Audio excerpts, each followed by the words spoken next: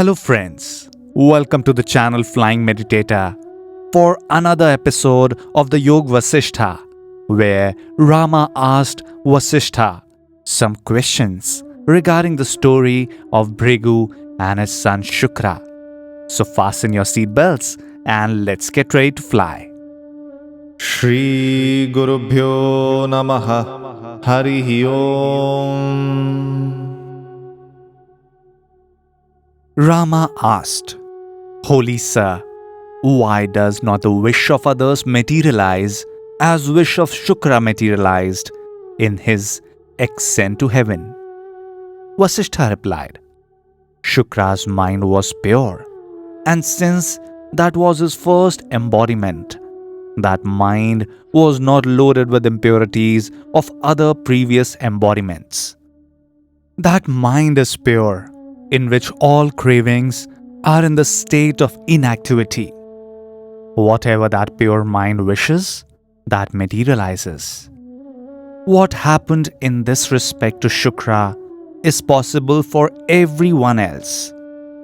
Shukra had been taught by his father Bhrigu concerning the succession of births, and this teaching had conditioned Shukra's mind, which conjured up the expansion of such conditioning. Only when the mind is totally purified of all conditioning does it regain its utter purity. That pure mind experiences liberation. The diversity that is seen in this creation, O Rama, is but an appearance of the diversity. Evolution or involution has one infinite consciousness as its source and as its goal as well. During evolution, there seems to be an apparent diversity in the one infinite consciousness, in accordance with the notions that appear in that consciousness.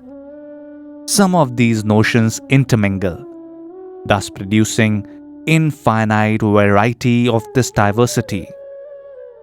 Some do not thus intermingle, but in fact, all these notions appear in every atom of existence, and these atoms exist independent of one another. The totality is known as the absolute Brahman. Each individual sees only those objects which are rooted in his own mind.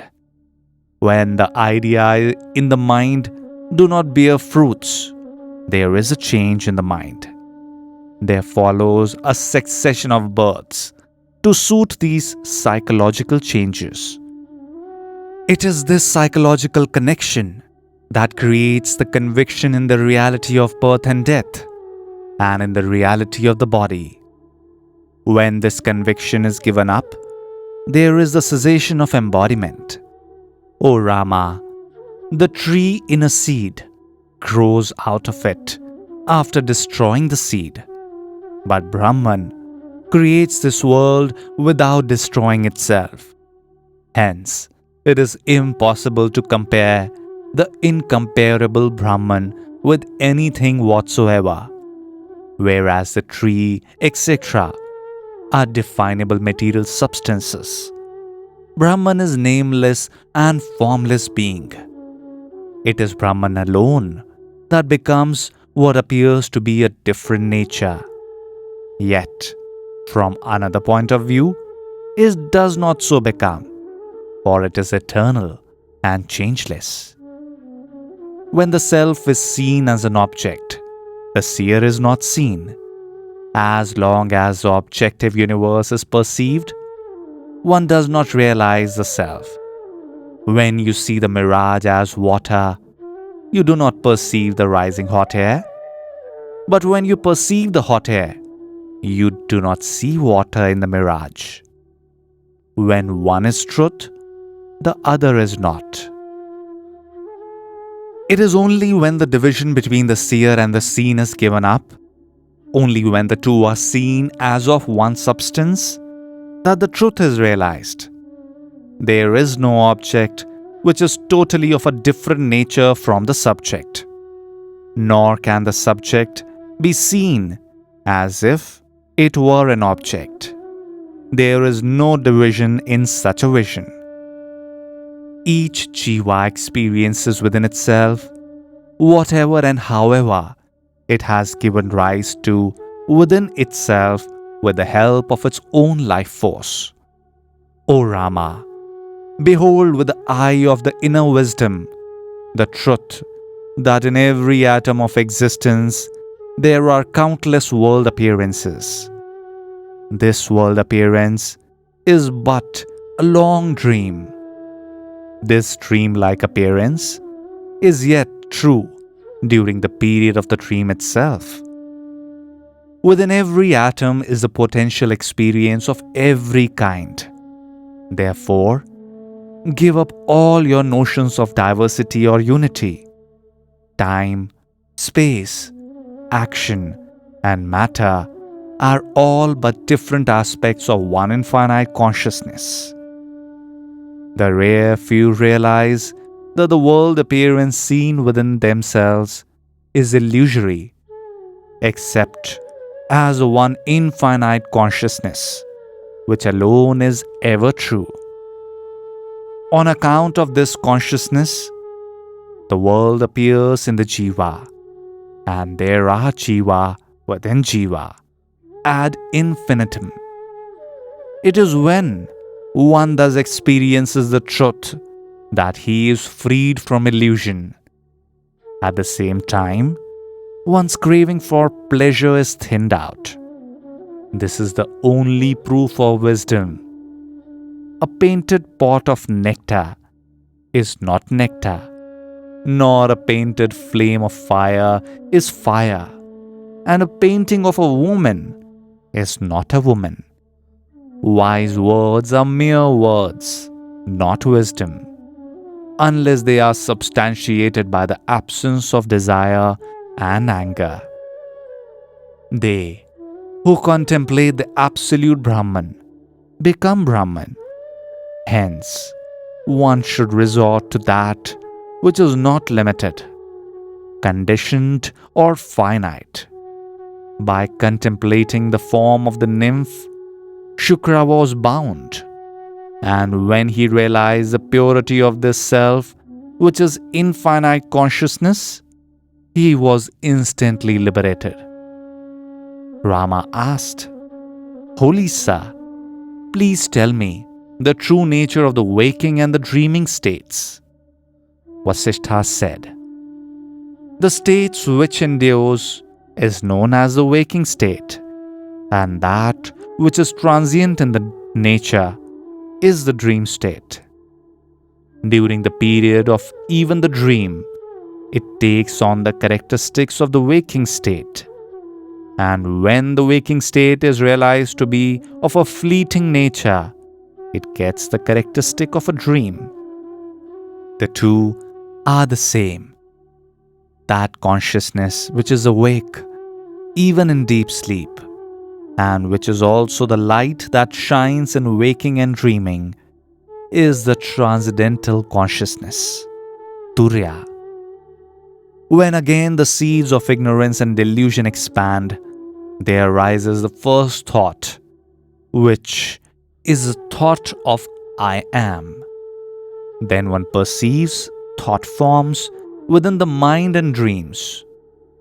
At this time, the external sense organs do not function, but the inner senses function, and there is perception within oneself. This is the dream state, when the life force again activates the sense organs. Once again, there is wakefulness. Rama asked, Lord, how does the mind ever get tainted? Vasishtha replied, It is a beautiful question, Rama, but this is not the proper time to ask. When you have listened to what I have to say, you will surely find the answer to this question with the utmost clarity. That the mind is unpure is the experience of everyone who strives for liberation. Depending upon one's particular point of view, everyone describes it differently. Just as air coming into contact with different flowers takes on their scent, so the mind entertaining different notions takes on those moods, creates bodies suitable to them, and as energy activating the senses, enjoys the fruition of its own notions. It is a mind again that provides the fuel for the functioning of the organs of action. Mind is action, and action is mind. The two are like flower and its scent. The conviction of the mind determines the action, and the actions strengthens the conviction. Mind is everywhere, devoted to dharma, wealth, pleasure and freedom.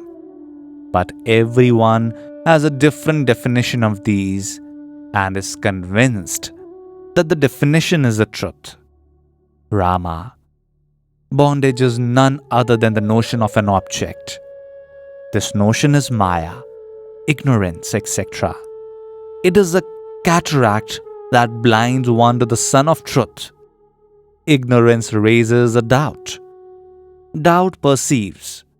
That perception is perverted.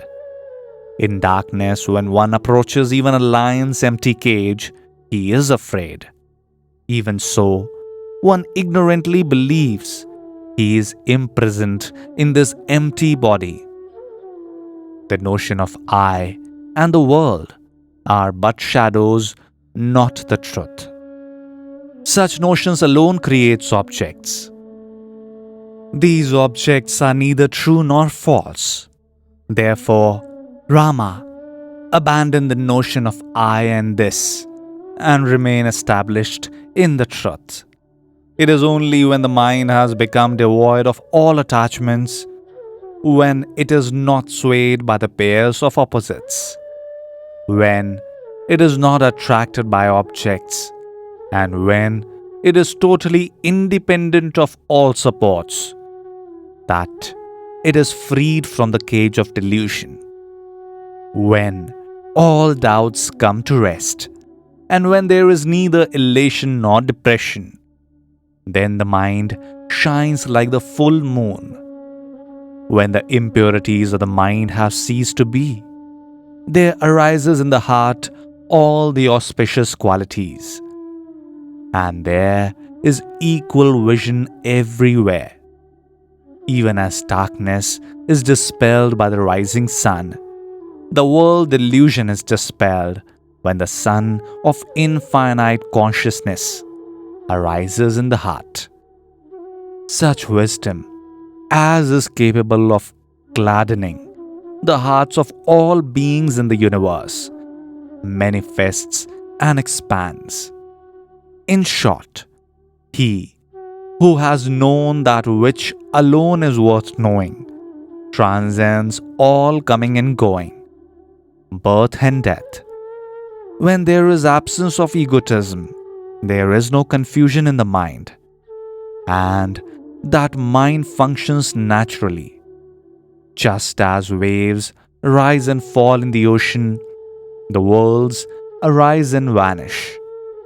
This deludes the ignorant, but not the wise one.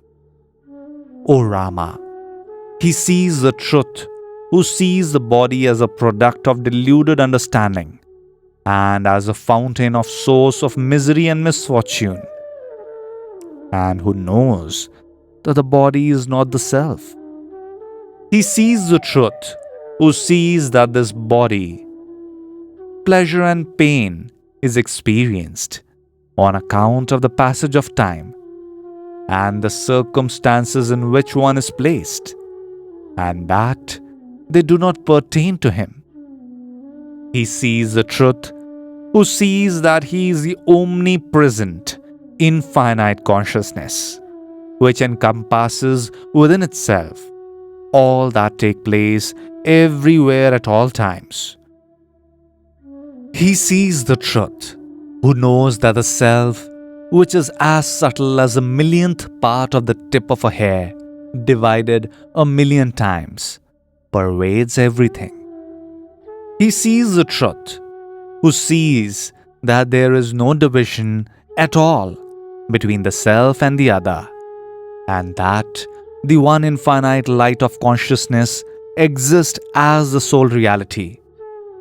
He sees the truth, who sees that the non-dual consciousness which indwells all beings is omnipotent and omnipresent. He sees the truth, who is not deluded into thinking that he is the body which is subject to illness, fear, agitation, old age and death. He sees the truth, who sees that all things are strung in the self, as beads are strung on a thread, and who knows, I am not the mind. He sees the truth, who sees that all this is Brahman, neither I nor the other. He sees the truth, who sees all beings in the three worlds as his own family, deserving of his sympathy and protection. He sees the truth, who knows that the self alone exists, and that there is no substance in objectivity. He is unaffected, who knows that pleasure, pain, birth, death, etc. are all the self only. He is firmly established in the truth, who feels, what should I acquire? What should I renounce, when all this is the one self? Salutations to the abode of the auspiciousness, who is filled with the supreme realization that the entire universe is truly Brahman alone, which remains unchanged during all the apparent creations, existence, and dissolution of the universe. Rama, he who treads the superior path, though he dwells in this body, which functions as a potter's wheel does by past momentum, is untainted by the actions that might be performed.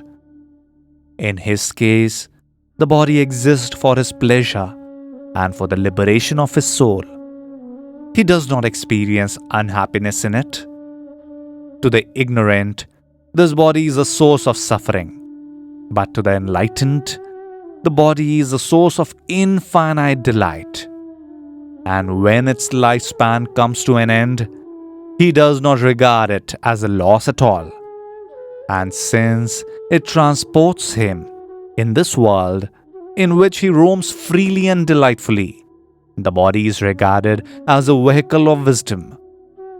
The body does not subject the wise man to temptations of lust and greed, nor does it allow ignorance or fear to invade him. The embodied beings come lightly into contact with the body while it lasts, but is untouched by it once it is gone, even as air touches a pot which exists, but not that does not exist. The wise man who is rid of all doubts, in whom there is no image of the self, reigns supreme in the body. Therefore, one should abandon all cravings for pleasure and attain wisdom. Only the mind that has been well disciplined really experiences happiness. The captive king, when freed, is delighted with a piece of bread. The king who has not been subjective to captivity does not enjoy as much, even should it be the annexation of another kingdom. Hence, the wise man grinds his teeth and strives to conquer his mind and senses. Such conquest is far greater than the conquest of external force.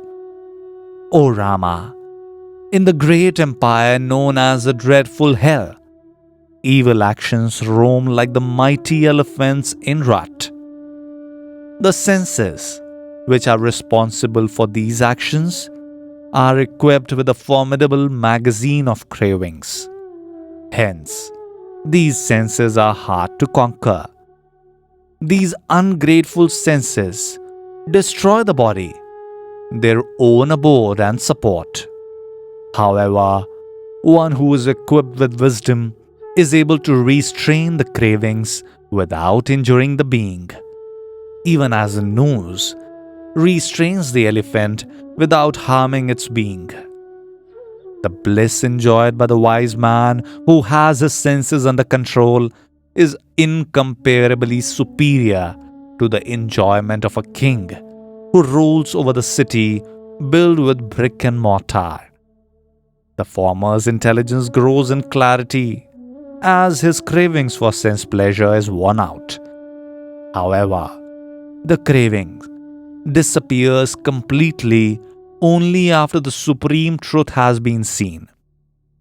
To the wise, the mind is an obedient servant, good counselor, able commander of the senses, pleasing wife, protecting father, and trustworthy friend. It impels him in good action. With this, we finish today's chapter. See you again.